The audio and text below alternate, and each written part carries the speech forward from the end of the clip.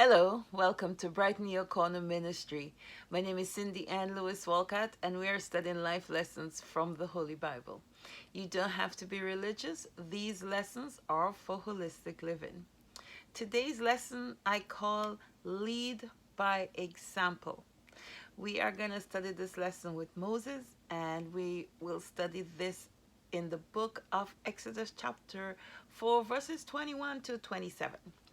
And I will start by saying um, you have to set your house in order before you take on leadership role, or before you start filling in the leadership spot in any situation. I am going to read you the verses, and then we'll discuss the lesson. But let me set it up for you. So far we studied that Moses was very reluctant to accepting the post of leadership, the post of leader of the Israelites, or the Hebrew people, and leading them out of Egypt. He was afraid of Pharaoh. God trained him. God basically said, I will put words in your mouth. I will teach you. I will get you an assistant. God's trained him, coached him, talked to him, mentored him, brought him up to the standard that he expects. I think a standard beyond Moses' very own capability even. And now he's accepted. I think he feels confident now. God's with him. God's trained him. God's coached him. He accepts. And he goes to his father-in-law and asks for permission to go back to Egypt and see how his brethren are faring. And I like that very much. And his father-in-law grants him permission. I like the relationship that showed here, the respect part of the relationship. He didn't say, I'm my own man, and I'm taking my wife and my son and going back to Egypt. He asked for permission. Very lovely. But now he's on his way there, and something happens. So I will read, and I will start with Exodus chapter 4. I will start with 21, because I want you to see the change up that happens. So God's talking to Moses all along. And so they reached the point where in 21, and the Lord said unto Moses, when thou goest to return to Egypt, see that thou do all those wonders before Pharaoh, which I have put in thine hands. But I will harden his heart, that he will not let the people go. And thou say unto Pharaoh, thus said the Lord, Israel is my son, even my firstborn. And I say unto thee, let my son go, that he may serve me. And if thou refuse to let him go, behold, I will slay thy son, even thy firstborn. And it came to pass by the way in the inn that the Lord met him and sought to kill him.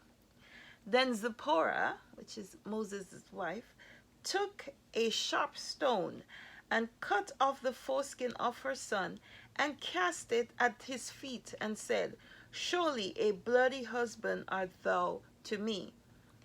So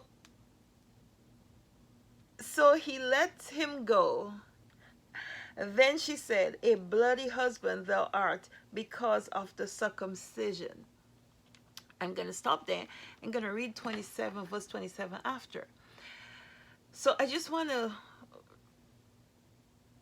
focus on that part about setting your house in order, or leading by example. We know from past lessons that the covenant between God and his people is circumcision, the cutting off of the foreskin. And seems like Moses is having a problem here. Him and his wife, they don't want to do it. So I think even God telling him about going into Egypt and telling Pharaoh about his firstborn, God's kind of giving him a warning. But it seems like Moses is not hearing it. He's not picking it up. And so God meets him now, and I get the feeling, I don't know, yes, this is my opinion and my feeling, that God is now infuriated with Moses. He's basically in Egypt. He's in an inn waiting to go before Pharaoh, and his son is not committed to God. How can you be the leader of a people or God's representative and not have your own house in order? How can your son, you're going to represent people who are unique in that they have this covenant with God where the foreskin is cut off, and you in your house, your son is not one of those people.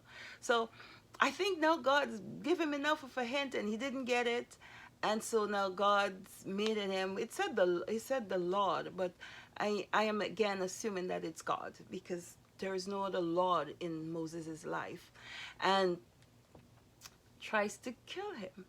So I think now maybe him and in the inn there, I was thinking at one time that they're in the inn probably having a good time. But I have the feeling that maybe they're in the inn, him and his wife, and they're having a little bit of a conflict about this circumcision.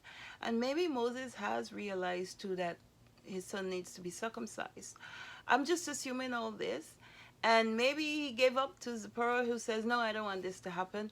And that's why I'm assuming again, God got infuriated with him and tried to kill him. And so Zipporah now, seeing this, cuts off the foreskin with a stone, a sharpened stone, and toss, there and call her husband a bloody husband. And the Lord releases Moses. And I think that had to happen. And for us, for sure, an example to us that we have to lead by example. We have to set a house in order before we take up the role of leadership. You can be, like some people like to say, do what I say and not what I do. That doesn't work for anybody. That's just silly. And I think we're seeing the lesson here. And I'll tell you, although all these things were prepared for him and God had words in his mouth and stuff, once the circumcision happened, I ain't going to read what happens in 27.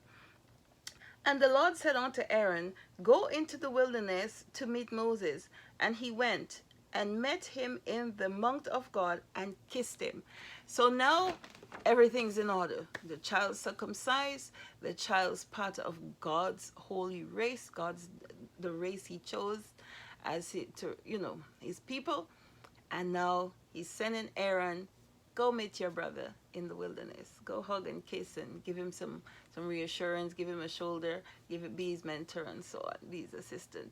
So I hope you can see this lesson, because to me it's as plain as day.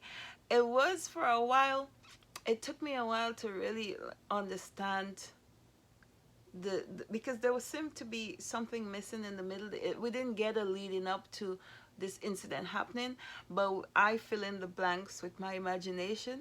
I hope this is not something so opposed to your way of thinking. If you do have a different perspective on this particular text, let me know. I would like to know what you think, but I think here this is the classical lead by example. You cannot be professing to be the leader of a people who has a particular covenant or an agreement with God, and you being the leader. And I'm assuming he probably was circumcised as well. That's how maybe Pharaoh would have known that he was an Egyptian. I'm sorry, that he was a Hebrew. And he doesn't want his son going through this. So we have to lead by example. People, there is a song too, can the world see Jesus in you? Can the world see Jesus in me? Same applies to life. If you're going to be, for example, they say, if you're going to be the leader or the CEO of a particular company, let's say company X, you're not going to go and shop at company Y if they're selling the same thing. You have to shop at company X.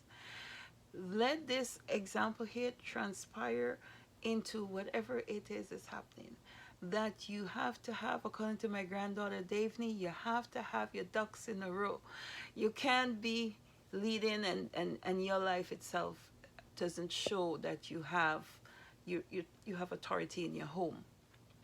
So again, the lesson lead by example, Exodus chapter 4 verses 21 to 27. Please revisit it and let me know your perspective if you have a different one. I hope this is going to be helpful to many, many, many people out there. If it's not helpful to you, it will be helpful to somebody else. So please remember to share, like, and subscribe. And in subscribing, you don't have to hit the notification bell if you are a late riser, because normally I try to post early in the morning.